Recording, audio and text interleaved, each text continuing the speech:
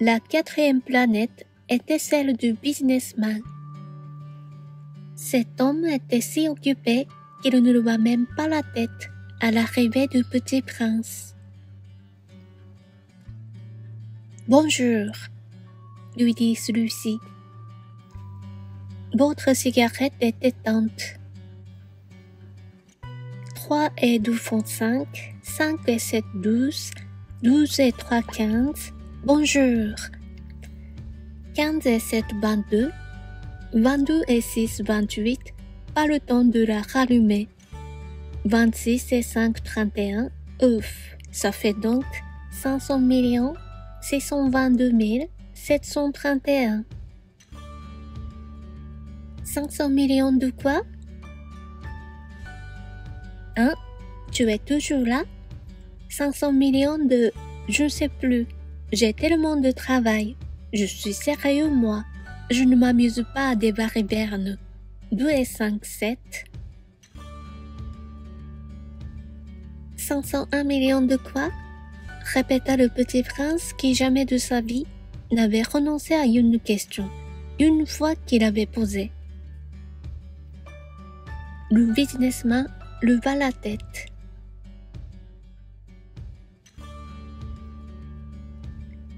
Depuis 54 ans que j'habite cette planète-ci, je n'ai été dérangé que 3 fois. La première fois, ça a été il y a 22 ans, par un hanneton qui était tombé du C2. Il répandait un bruit épouvantable et j'ai fait 4 erreurs dans une addition. La seconde fois, ça a été il y a 11 ans, par une crise de rhumatisme. Je manque d'exercice, je n'ai pas le temps de flâner. Je suis sérieux, moi. La troisième fois, la voici. Je disais donc 501 millions. Millions de quoi? Le businessman comprit qu'il n'était point d'espoir de paix. Millions de ces petites choses que l'on voit quelquefois dans le ciel. Des mouches? Mais non, des petites choses qui brillent. Des abeilles?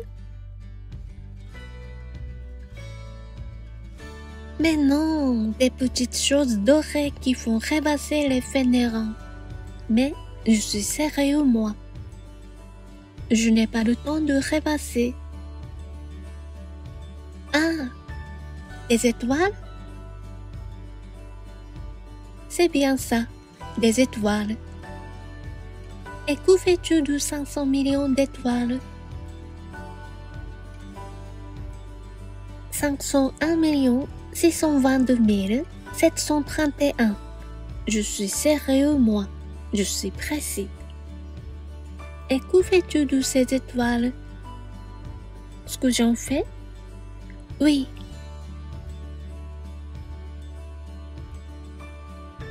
Rien. Je les possède. Tu possèdes les étoiles? Oui. Mais j'ai déjà vu un roi qui... Les rois ne possèdent pas. Ils règnent sur. C'est très différent. Et à quoi cela te sert-il de posséder les étoiles? Ça me sert à être riche. Et à quoi cela te sert-il d'être riche? À acheter d'autres étoiles, si quelqu'un en trouve. Celui-là, se dit en lui-même le petit prince. Il raisonne un peu comme mon ivrogne. Cependant, il posa encore des questions. Comment peut-on posséder les étoiles? À qui sont-elles? Riposta grincheux le businessman. Je ne sais pas, à personne. Alors elles sont à moi, car j'y ai pensé le premier. Ça suffit? Bien sûr, quand tu trouves un diamant qui n'est à personne, il est à toi. Quand tu trouves une île qui n'est à personne, elle est à toi. Quand tu as une idée le premier, tu la fais profiter. Elle est à toi. Et moi, je possède les étoiles, puisque jamais personne avant moi n'a songé à les posséder. Ça c'est vrai, dit le petit prince. Et qu'en fais-tu? Je les gère, je les compte et je les recompte, dit le businessman. C'est difficile, mais je suis un homme sérieux. Le petit prince n'était pas satisfait encore.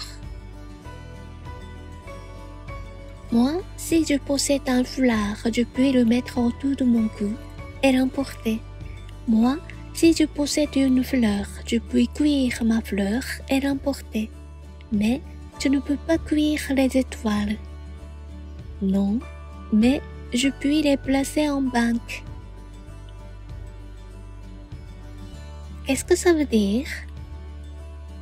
Ça veut dire que j'écris sur un petit papier le nombre de mes étoiles et puis j'enferme à clé ce papier-là dans un tiroir. Et c'est tout? Ça suffit. C'est amusant, pensa le petit prince. C'est assez poétique, mais ce n'est pas très sérieux. Le petit prince avait sur les choses sérieuses des idées très différentes des idées des grandes personnes. Moi, dit-il encore, je possède une fleur que j'arrose tous les jours. Je possède 3 volcans que je ramène toutes les semaines. Car je ramène aussi celui qui est éteint. On ne sait jamais.